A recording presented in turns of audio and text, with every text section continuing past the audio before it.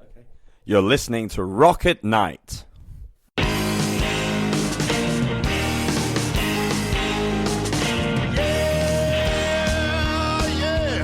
Are you ready? Hey, tonight I'm gonna take you on a little trip. We're going down south by the mighty Mississippi. I'm gonna take you to a place where lights never dim. Bring your mother, your brother, and your best friend. I'm gonna show you where they dance out in the street. They'll tell you all about your body heat. Not gonna talk about it, just gonna do it. Get on down if you feel up good. Now, get on down. It's been a really amazing experience to start touring outside the UK. I've been working so hard with the band in the UK for 4 years now, with my first album, Renegade. It took me about 3.5 years to get a record deal, which is here in Cologne. and a company called Metalville signed us without even seeing the band. They never saw us once live. They just heard about what we were doing in the UK, and the numbers were increasing, and we'd sold over 10,000 copies independently at the shows. But the UK is pretty tough for a rock band. You know, it's difficult to get the music out there with the radio and publications. But we just started to got some movement, and then to get signed was great, because it was just at the time where, because if a band only is successful or doing okay just in the UK, you can only really tour twice a year, and then it's really impossible to have that as a full-time job, you know. So I was really relieved to get the contract.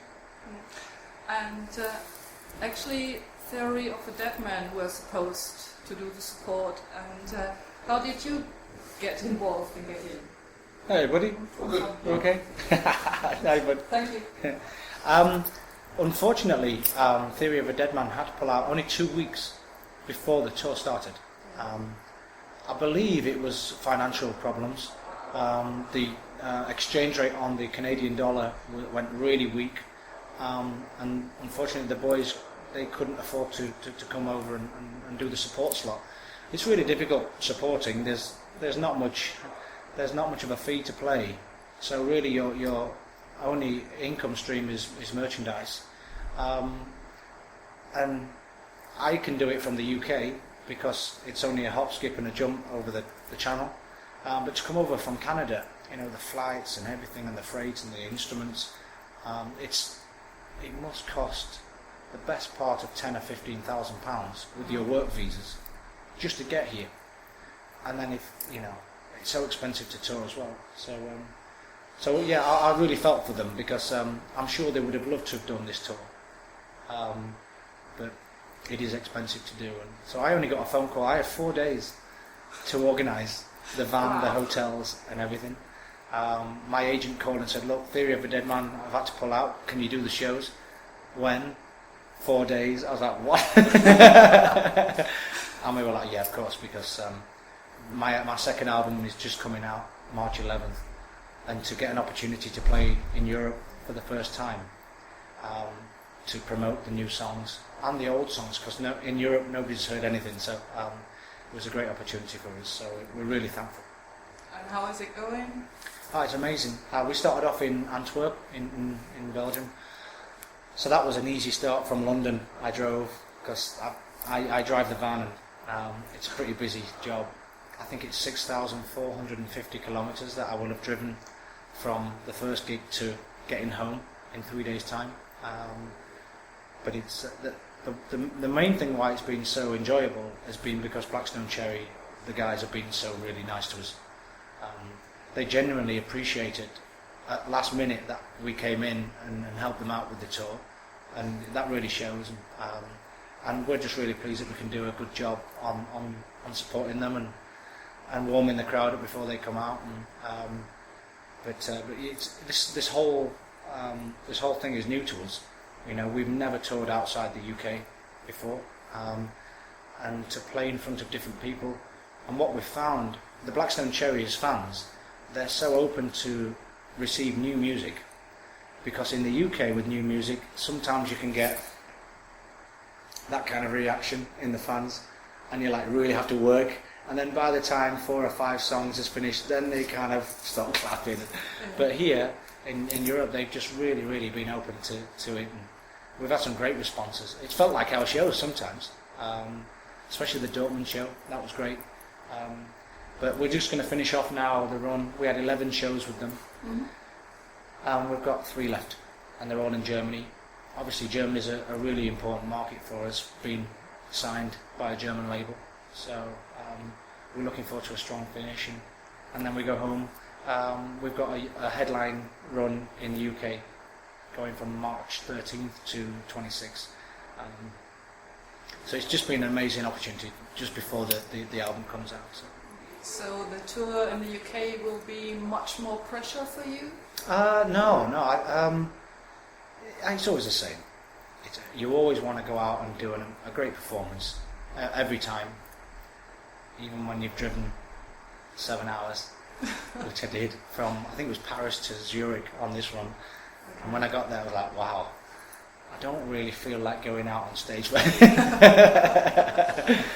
you have a coffee and you go out there, and so that's when the pressure gets a little bit higher, is because sometimes the journey is so long in between the concerts.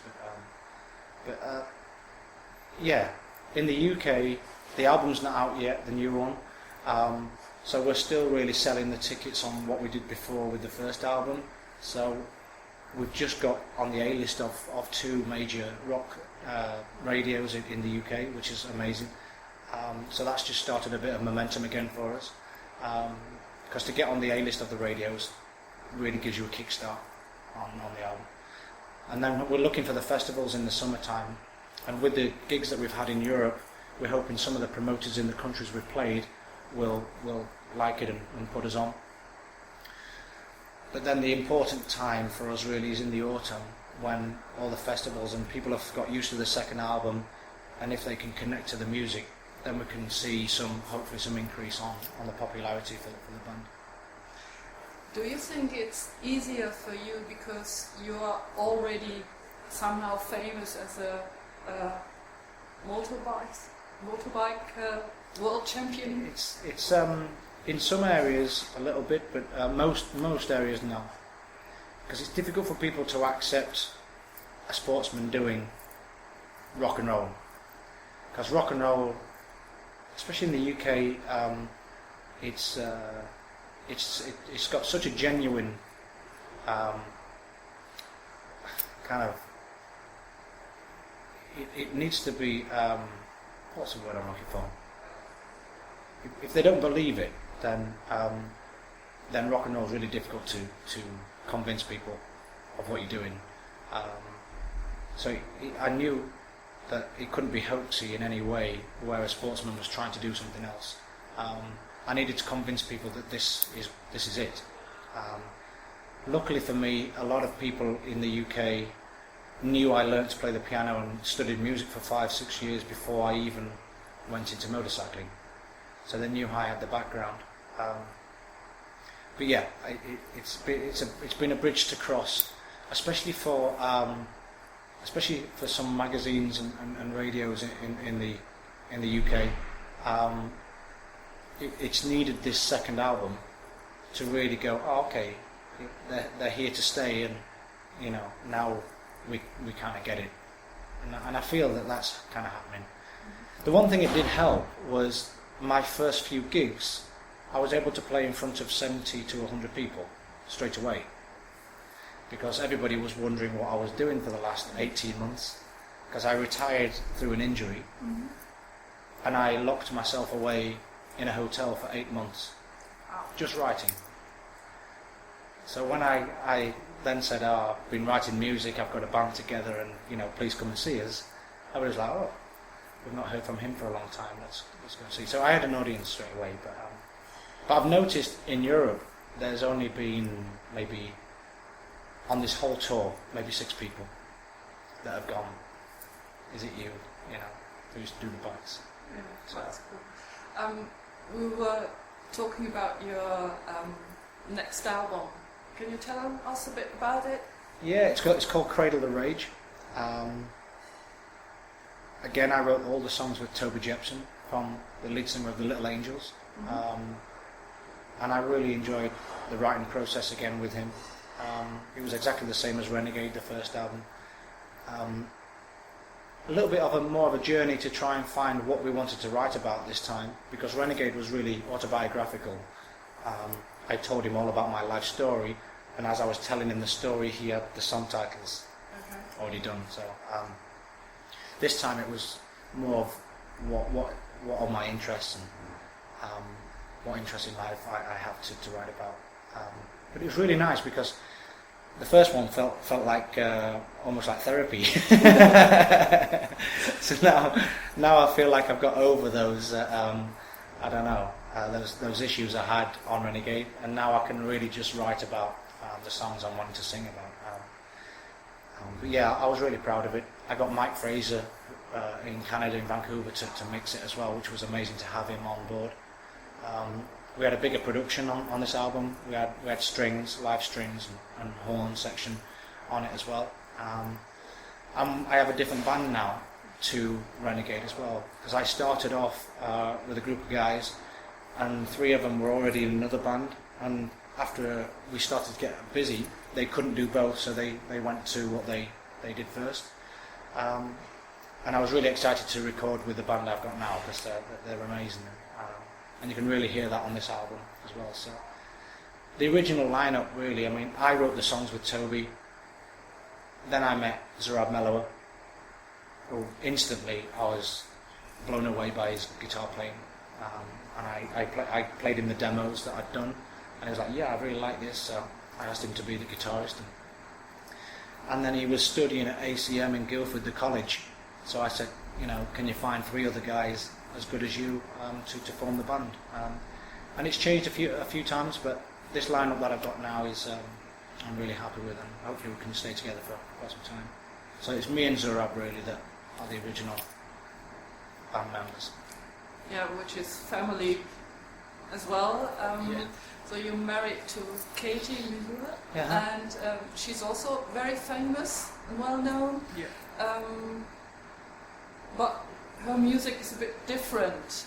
Do you have fights with each other about the music, or does she accept that you prefer more rock music? To be honest, she's a big rock fan. Okay. Even though she doesn't play, she plays more obviously the folk kind of style. Our first band, our favourite band, was Queen, which was mine as well. So that's how we got talking so well, because we had the Queen Queen thing in common. But yeah, Led Zeppelin and all of those bands she was a massive fan of. That's why Zurab is such a rock and roller. He's got longer hair than his sister. But obviously she then went on to perform a very different style of music when she met Mike Batt, the guy who she collaborated with for over 10 years. But yeah, I met her because her piano player was a massive motorcycle fan. I took my mum to a concert, and I was in the crowd, and he spotted me in the crowd. And he emailed me, said, "Was it you?" I said, "Yes." But because I play the piano as well, I was really interested to meet him because he's amazing, and he's played on both of my albums as well on the Hammond. So that was really special for me because he kind of introduced us, and so that's how we got together. Cool. Yeah. That's a great story, actually. You know, you experienced something bad with your accident, and something lovely turned out to be. Well, I was at Katie's concert in Sheffield, where I'm from. Yeah. I should have been racing, but because of the accident, I was at home injured. So me and my mum, I took my mum to a concert because my mum was a big fan. Well, she still is. Yeah. So yeah. And now she's your wife. Now she's my wife, yeah. 3.5 years married, and been together 5 years it is in May. So it's gone really quick. But as soon as I finished racing, I knew that I wanted to go straight back to what I always loved. I played in a covers band for 10 years just for fun, behind the scenes of when I was racing. I always had a keyboard in my motorhome. I always played. And the more the pressures got on the racing, the higher level I got with that, the more I enjoyed the piano playing because it was the only thing that I had to relax myself. And I'm really pleased that I did luckily I got to a decent level of playing before I got professional at racing. I think because you always have to go through that really tough part of an instrument where it's frustrating. But I got past that just as I became professional. So then I never wanted to stop then, you know. So I was lucky with that.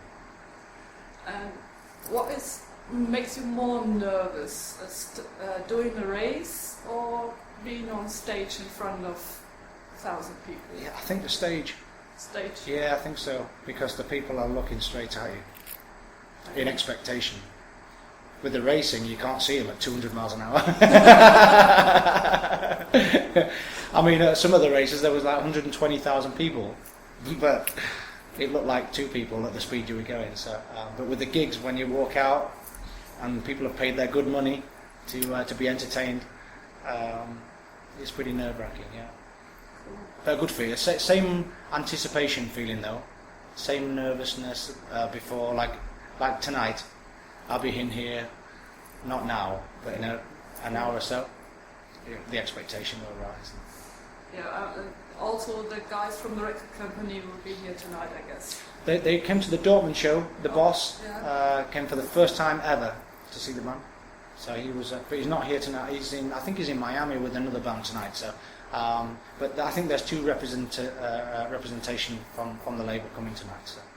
And how did that develop? I mean, it's not really obvious a German record company signing a UK band. So they heard you on the radio? Or No, I think it must have just been on the internet.